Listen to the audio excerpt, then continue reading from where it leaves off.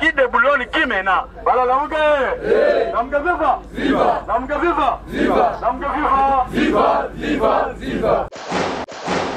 Non, Chilombo na plateforme na Yebalobi, nous prenons acte, il y a nomination, il y a Tamba Mwamba. Chilombo a un sentiment de pouvoir. Chilombo na batone bazo mona pouvoir au bango bazanango, bazo talate oyo ye la bango lobby.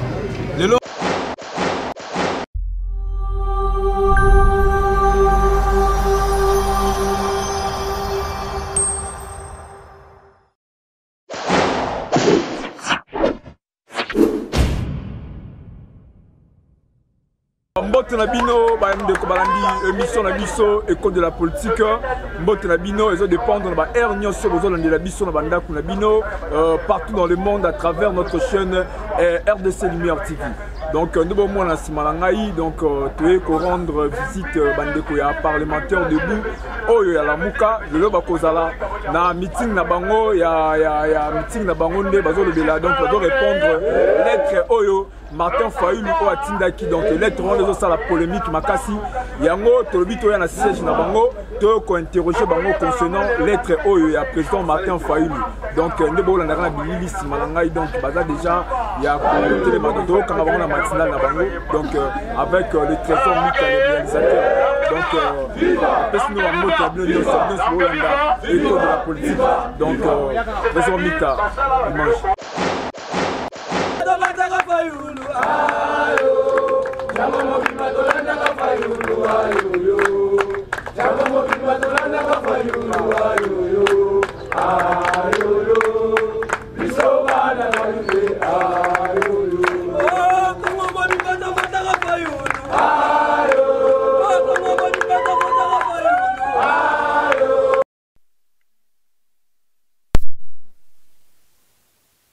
Fayulu Kabila lobi yake pananga ayebise na koya te pana yo luka sike musutoku sike batino ba komona bi ngana ko coopérer pouvoir ko coopérer te pouvoir ya bana Kongo ba pesi Kongo le mukana ko mepati le pana pour poste ni voilà la mukaye moto aboyi pouvoir quelqu'un qui refuse le pouvoir azala nommé pa ya Kabila et il va maintenant écrire la lettre pour demander ou commander un poste. Boy, vous avez un poste où il y a 5 pas Chilombo. Comment on dit? Instance en Chilombo, ça n'a pas. Voilà, vous voyez. Il faut éclairer le peuple congolais pour la lettre. Comment sortir la RDC dans la crise? Quelle est la vraie voie? Quel est l'impasse pour sortir dans la crise? La Muga viva! Viva! Ce qui est dans le Chilombo, il y a la biso. Chilombo, ça la lettre, on a été. Chilombo, ça va tout va PBCA. La communauté internationale va EBCA, l'ambassadeur va EBCA, qu'il y a une lettre qui est entre nos mains. La lettre là s'appelle la proposition pour la sortie de crise en RDC. Bah, la Muga la Muga viva! Viva! La Muga viva! Viva! La Muga viva! Viva! Viva! Viva! Le bêta Bofingi Fayulu. Chilo nani quoi? Vous injuriez Fayulu, Bofingi, Busso peuple congolais, Simaya Martin Fa. Fayulu. Voilà la Mugaye. Je cite ici tout le monde là. Oh, Bazo Finga Fayulu, Bazabana ya Kabila Zabana Kabila te. En commençant par Moïse Katou. Moïse Katou, c'est un kabiliste. Kamitato, c'est un kabiliste, un traître comme son père. Voilà la Mugaye. Et celui-ci, Francis Kalombo, un petit frère de Kabila, un mendiant de cas. Il n'a pas une leçon à donner à Martin Fa. Le vrai opposant en RDC. Oh, il y a ça qui va salir face. Non, mon papa dit Tsekedi, Babouniza Kabila. Et ça, Fayulu de Fayulu te. N'importe où on a, Bangon Nyos, Baza pas Kabila, Bazoli mayonnaise, voilà la Muga. Bana Congo, Bazoli. Bazoli là. La Muga viva. Viva. Bazoko Sabino. Peuple congolais Fungama. Peuple congolais Bendemi Amboka. Jalousie et Sali Bango. Baloki Martin Fayulu Zanani. Martin Fayulu. Qui est Martin Fayulu? Aujourd'hui, Martin Fayulu est devenu un grand homme dans la politique nationale et internationale. Voilà, comment le maîtriser, mais il est déjà parti. Vous laissez Martin Fayulu seul. Martin Fayulu, population nous de la Simana. Martin Fayulu. Martin Fayulu. Martin Fayulu. Martin Fayulu.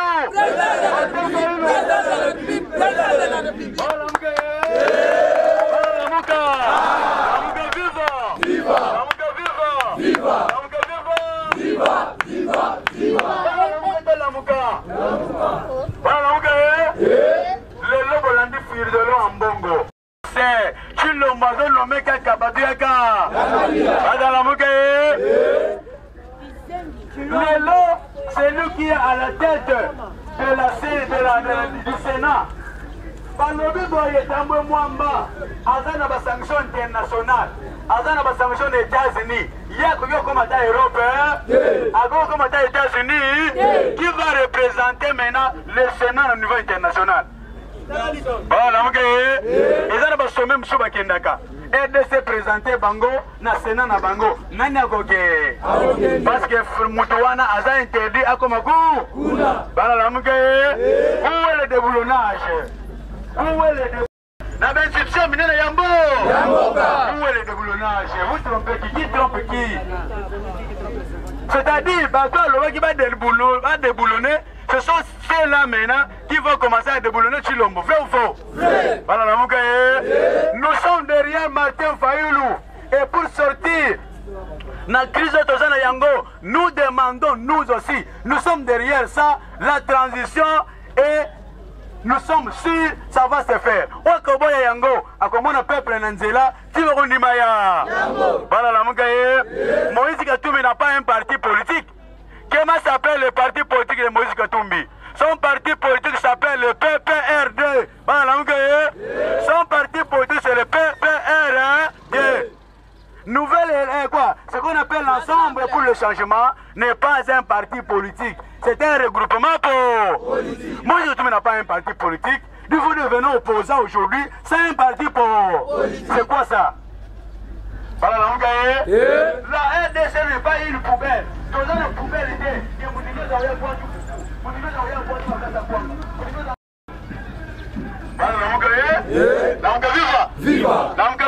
viva. Frère Mbongo a lobby Yango.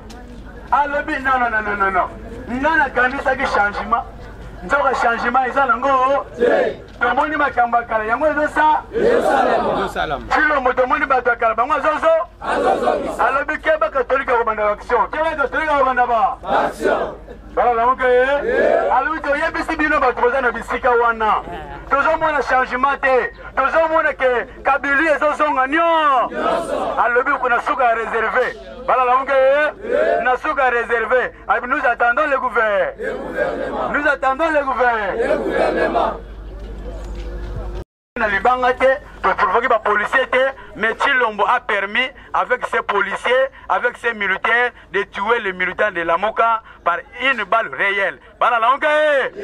Il dit la démocratie, mais il fait des choses contraires. Nani Akoko Sanani. Chilombo commence maintenant à tuer le peuple congolais. Rossi Mukendi, na poka Kabila Kufaki, le loye pa bomi Rossi Mukonjamiba. Na kombo yandeko Paluku, a Kufi pone tume le 30 juin. Après vous allez nous dire nous prions. Après nous allons dire il y a la démocratie. Non et non. Qui va déboulonner qui? Le lot n'a pas déboulonné, non. Kabila le n'a jamais maintenant mes adeptes. Aujourd'hui, je répète encore, Yende, Azana ba mandat, Azana ba sanction au niveau international. Maintenant, il y a une deuxième institution en Boka. Maintenant, il va diriger qui? Il va représenter au niveau international. Alors qu'il ne ressent ni. Et maintenant, la plateforme cache dit à l'objet, nous prenons acte. C'est-à-dire qu'on dit, maintenant, où est le déboulonnage? Où est le déboulonnage? Qui déboulonne, qui maintenant? Voilà, Lamuka. Lamuka viva. Viva. Lamuka viva. Viva. Lamuka viva. Viva. Viva. Viva. C'est pourquoi nous avions dit, il y a l'élection qui a été volée. Le lost pour constitutionnel c'est Makambasoni. Quand il m'a dit les Alangis, c'est-à-dire qu'il m'a fait Bandai Bandere les Ali. Il y a un numéro de député national. C'est-à-dire la présidence de les Ali. Les Ali erreur. Parce que c'est une erreur matérielle. Le coup là, vous avez marché. Le coup là, marché, vous avez couvert. 2 ans à te mettre le coana. Si l'on m'a dit que c'est bon, qu'il ne bosse pas, bon, bosse pas, bon, l'angi m'a kiré. Ouais, à Bangi Banamouké. Il y a eu l'erreur matérielle. Lamuka viva. Lamuka viva. Lamuka. Daniel Chafou. Azongi. Oh, yeah.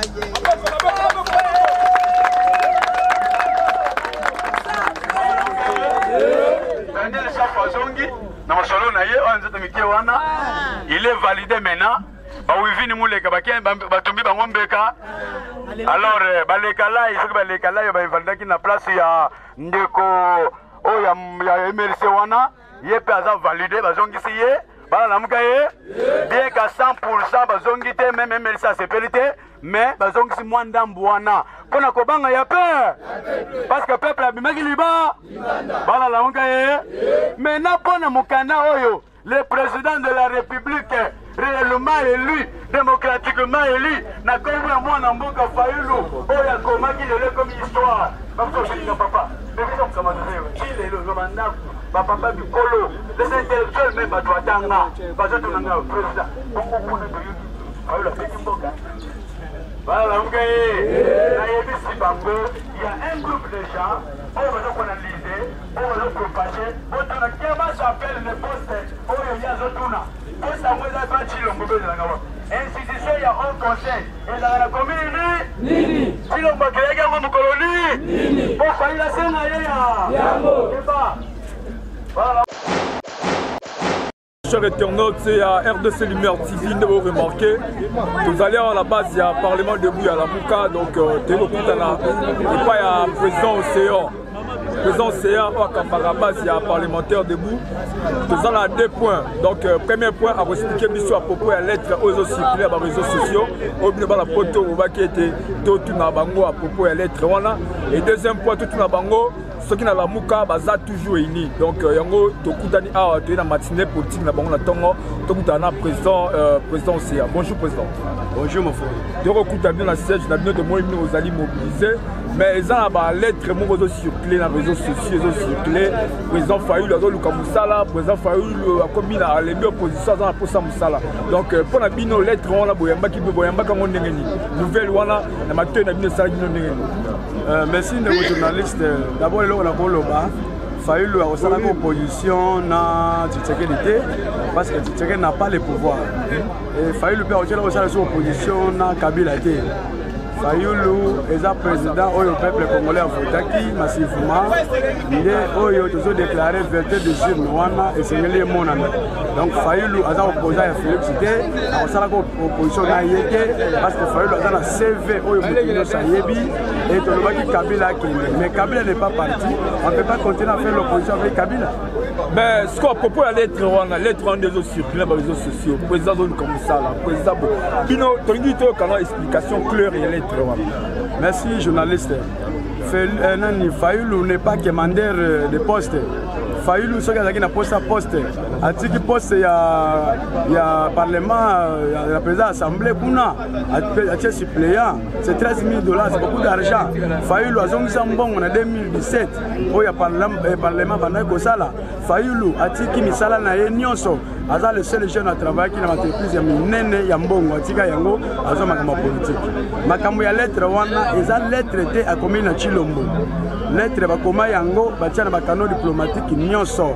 Eza lettre ezoloba ndenge ni tokolongwa RDC elongwa na crise o toza na yango ya légitimité parce que toutes les institutions sont nommées. Nde ba proposaka esengeli to kende na nzela ya dialogue pe transition na kati ya transition to sala au conseil wana institution wana msala nango esa la réforme ya mboka c'est-à-dire kobanda seni kobanda cour constitutionnelle pe yazala président na yango poste wana eza poste ya Chilombo te Chilombo pe yebi poste wana te eza pe na ndako na bango te eza pe na lupango na ye te pe atiro koyeba yango te ntango Fayulu kuta lubengo sutuki.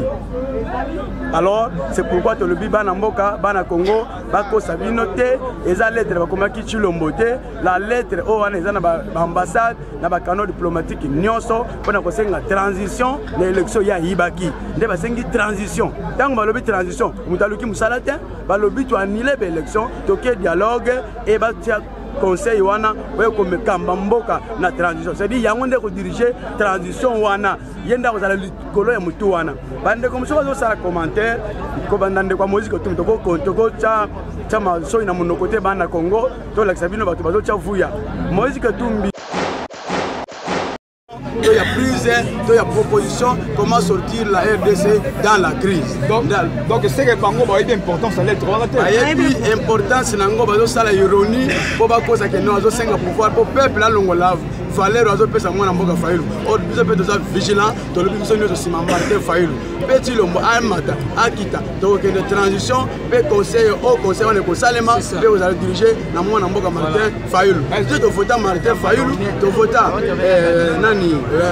Francis Kalombo te votant de Moïse et d'abord de Moïse Asa président au coordonnateur ya Lamuka depuis de PCA pouvoir ça fait 2 mois il a convoqué aucune réunion les bazar incapable au long baba tala incapacité na bango babani ko yema na batefi voilà les journalistes qu'on a pour donc pas la vie au monde et pas Francis Kalombo n'a répondu en tout cas ndeko Francis Kalombo bo doko disqualifié ondeni zonga na perdre na malembe ozana qualité ya Fayulu te en tout cas na qualité ya Fayulu te Moïse to biye mo azoti ndolo papa yebi ke yé pas na qualité ya Fayulu te bo wuti na perdre mutu abunde na mboko za Fayulu donc bozana raison bo banda ko yembela bato ba peste mo mboko batala ko to yebi ke ki atala ko sele pa Kabila et yé le bozana ngwe pa ya Chilombo yango de bolingo ye pa Chilombo ke na malembe biso na Fayulu to ko kende te biso na Fayulu to zo sa l'opposition na yete to lobi Chilombo laisse le pouvoir ce qui a tikité to ke transition pe o to créer au conseil wana et on a dirigé dans mon mboka Martin Fayulu. Est-ce que vous avez su transition ça là? Oui, nous avons su de mener d'action pacifique, de mener d'action moko de grandes envergure au to sala qui la fois passée au yomoni Chilombo abomi bana Lamuka les autres en messe nango to zo kende Chilombo bandi déjà soit disant la police c'est ça qui bilan na ba lobi ba mort exact. Bon ndeko journaliste ba la police baza ba spécialiste na biloko wana bayibaki nga téléphone bayibe ba téléphone bandeko na bitabe balobeli yango te basali bilan nango te mais ils ont volé eza ndeko mwana mputu eza habitude na ye bauti na Kabila non et le même régime incarné par mwana mboka Chilombo c'est-à-dire le même régime wana na lokuta lelo yebisa bango police ni na salle de déclaration balobi mutu wana kufi police ni na salle de déclaration mwana mputu batuni yo on peut sa réponse na repose sa déclaration après quelques jours. Non, même quand le yoga qui va bomber, on peut sa réponse dans le même jour. Les hommes ont accoufi, on peut la déclaration après quelques jours. Bilo kwa le kuta to lingite bana Congo vous allez veiller. Kabila azo prôné. Les hommes bateli bino na Sénat ngolo munene. Po boye bake Kabila nde azo déboulonner Chilombo ko déboulonner. Mais président Sénat ba rotia wana mais tozo mona été président wana za ba sanction belé parce que pas ko marcher ndenge ni. Non, Chilombo na plateforme na yeba lobby, nous prenons acte ya nomination ya Tamba Mwamba. Chilombo aza na sentiment ya pouvoir. Chilombo na batene bazo mona pouvoir ba bango baza nango, bazo tala te oyo yela bango lobby. Lelo mutu aza na sanction. To ba lobby que non, Sénat ya RDC et ya ko présenter en États-Unis, to en Europe. Nana ko ken. Chilombo yema muta ko ken parce que lui a des sanctions à retirer ko ken. Bon, quand dit à propos ya ba cour constitutionnelle ou dans la député ba kataki bango na cour constitutionnelle et par la bino sangwana boye qu'on n'est pas toki na tongo lelo ba valider ba député comme Daniel Safou comme ba député monsieur MLC donc ba za déjà validé mais par la bino information on est comme même ba bangi bino ou bien eza ka po ba dîner tension to mérite. Merci journaliste na confirmant que moi na Congo soki to marchaka te soki to kina kolala na cour constitutionnelle te mbele cour andimi ba erreur matérielle wana te mais cour amoni que peuple a telemi peuple a reversé que oye salimi ya mabe c'est pourquoi alobaki ya eu des erreurs matérielles ezalo ko bande ko nebisa ide pesa bazolo bakelelo ya eu la passation du pouvoir na ndenga liberté non passation du pouvoir eza makila peuple congolais sopi makila même lelo kozongisa bandeko ya ba député wana makila lingaki sopa na bandeko muso bakangami biso ba beti biso ba film na Kabila za le père de la démocratie. Kabila za père azana leçon européenne biso te Kabila a nommé président. C'est ça la démocratie. Est-ce qu'on nomme les gens dans les institutions du pays? C'est ça la démocratie. Démocratie ya Chilombo na Kabila. Eza démocratie ya Lumumba te. Eza démocratie ya Bakizenga te. Eza démocratie ya papa Tshisekedi te. Eza démocratie ya papa ya Bakasavubu te. Wana eza démocratie ya Bantu Bale ya Chilombo na Ndeko Kamere na Kabila. C'est ça la démocratie. Ndakisana la kisio na démocratie ya Chilombo marche à liboso abomi déjà mutu. Abomi congolais. Maintenant nazo déboulonner où est l'état de Merci. Merci président. Tokomi na suka na biso et interview na biso. La Mouka est toujours en forme ou bien la Mouka est toujours la séparation, le tiraillement, tout ça. Bana Congo, soyez prudents. Parti politique, ce que Salemi, nous sommes au Koufa, parti éthique. Nous sommes au Longwa, nous sommes au Koufa. Ce qui est là, Moïse Katumbi, nous sommes au Résister. Ah, après tout le monde ne doit pas Moïse. Moïse Katumbi, d'abord au Tchanim. Toboya Moïse Katumbi, Aza Moutapé perdre. Après sa position, il n'est pas Fati. Fati n'est pas président de la République dans ce pays. Nous, on a voté Martin Fayoulou. Il a voté, Francis Galoma a voté. Nous avons voté tous les Monaki. Tous les même Moïse Katumbi a Longwe, Lamouka c'est l'état d'esprit, Lamouka c'est Martin Fayoulou, Lamouka c'est Jean-Pierre Bemba, Lamouka c'est Mozito, Lamouka c'est Matungulu. Même parmi Abaton Atangi, celui qui va quitter Lamouka, tant que l'état d'esprit, Boye Bakebonti, Eliango Fayoulou, et Fayoulou Simanaye, peuple Yaka toujours Simanaye, Bomiko Zanate. Voilà, on a coupé sa pointe, la Mouka Zaini. Tous ceux qui ont Moïse Katumbi, 3 mois, Azong Sabor, Azong et Sumbale, ça c'est le commerce, il y a coquité. À ça, c'est réunion de mon côté. Commerce, papa, il y a politique, il y a besoin de la politique. Bilan Moïse Katumbi, vraiment. Bilan, il y a Moïse Katumbi, zéro, aucune réunion convoquée par le coordonnateur. Coordonnateur, il va député na cour constitutionnelle, aucune déclaration. Coordonnateur, tout ça, il marche, aucune déclaration. Quel est ce coordonnateur-là? Il coordonne quoi? Il coordonne quoi? Les trois ils ont archifaux, alors comme ça, ils ont demande d'emploi, ils ont unité, donc conclusion le moment. Banamboka, Oeboyebi Fayoulou, Oeboyebi président Martin Fayoulou, Balingi va tenir image naïe. Fayoulou ne sera jamais commander du pouvoir na Chilombo. Fayoulou, ce qui a Gotika, a Gokendogovanda, a Gosala opposition na Chilombo, parce que Chilombo ne dirige pas le pays. Chilombo, c'est Kabila qui est dans le ventre de Chilombo, et c'est Kabila qui exerce le pouvoir, c'est Kabila qui recommande, c'est Kabila qui fait tout. Et dans toutes les institutions, pour la réhabilitation, il y a des députés, les mineurs, ils ont un cadeau. Ce n'est pas un cadeau, parce que le peuple congolais, les bandas, les journalistes, les bandas, ils ont marché dans un film, ils ont un combo ya Nova, à Kangama qui est la cour constitutionnelle, à 5 jours na cachot à souffrir boye. Alors Kandawana, des banques si court, ce n'est pas un cadeau. Le Mumba Lobaka, l'indépendance aujourd'hui, ce n'est pas un cadeau de la Belgique. Goko réhabilité n'est pas un cadeau de la cour constitutionnelle, mais plutôt les peuple congolais à Telemaki et banques si cour constitutionnelle, des chambres wana pour traiter le dossier. Merci. Ah, Toza. Ah, Toza na Massina, précisément na Pascal, et si la base, antenne mère, base, il y a parlementaire debout, Izalaka, Ngande naza coordonnateur nango, to président nango, na kombo ya monsieur Moulo pour l'océan, Nazali Awa, Ngande nazo coordonner Tchangu, Ngande nazo kamba bantena Tchangu, Ngande naza Awa, Mutuno soko uta wapi, Luka parlementaire debout, na Pascal. Bon, nini? Constitution et lobby, tout le monde est libre, libre expression. Vous avez le droit au loba, na radio, na télévision, tout en public. Sauf que tous les films en moudouté, tous les analyses politiques, n'engagent pas nous c'est le loba.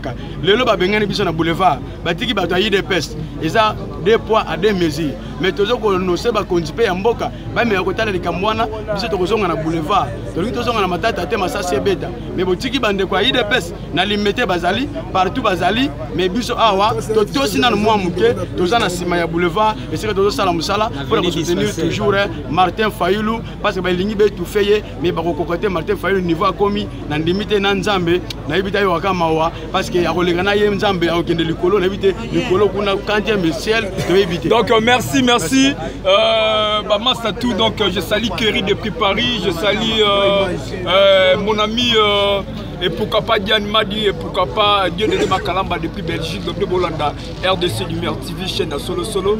On a vu notre Koutani Malasima. Donc, il y a une intervention, il y a président, il y a parlement debout. Pour Simbi Tchango, le président CA, a PC éclaircissement là, à propos de le journaliste, c'est pas hier. Merci d'être sur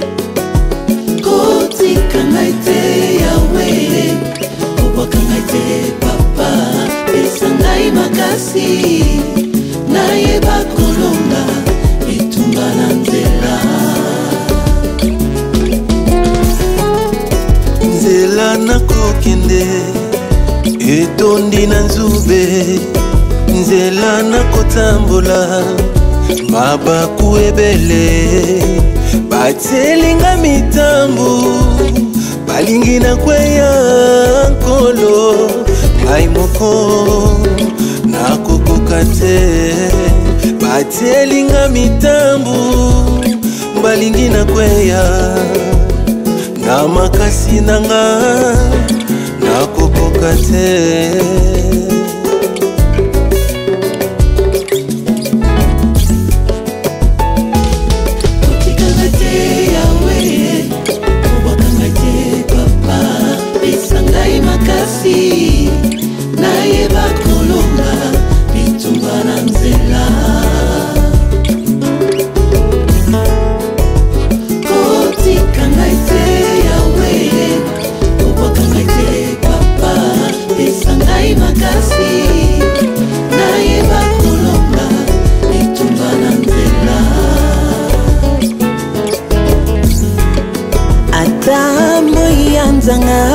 ekongala nesobe ekokoka koka usa pinzoli ya motema te batalisinga bisengo ya mokili oyo ngai na boyina kangami na yo bisengo solo se na lola batalisinga banganga ya mokili oyo ngai na boyina kangami na yo nganga ya solo se yo masia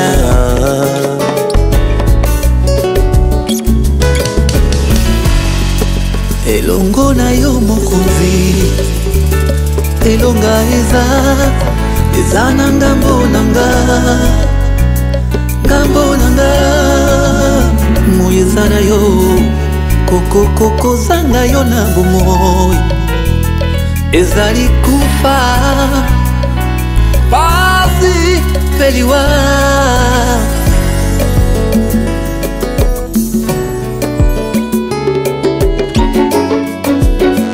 elongo na yo ngai na kolonga na makasi na ngai